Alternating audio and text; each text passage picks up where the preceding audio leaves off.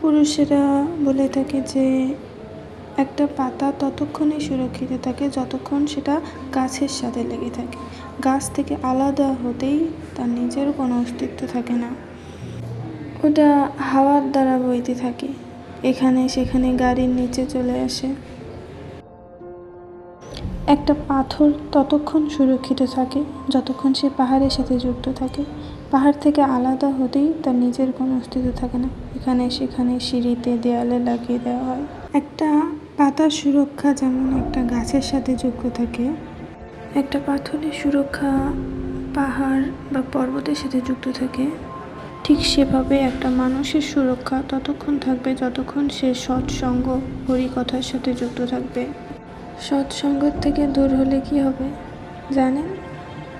মায়া দেবী দর্শন করবে।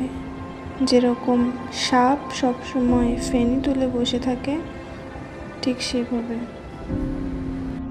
ভাবে যে কখন এই সৎসঙ্গ থেকে দূর হবে, কখন এই লক্ষণ রেখা পার করবে, আর কখন আমি ধরব।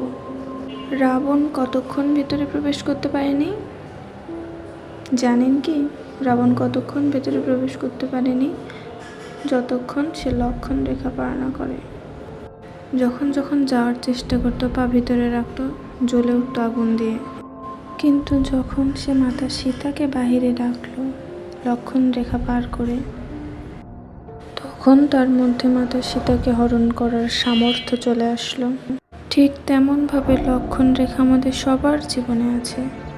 সেটা কি জানেন? সেটা হচ্ছে সৎসঙ্গ, সেটা হচ্ছে হরিকথা।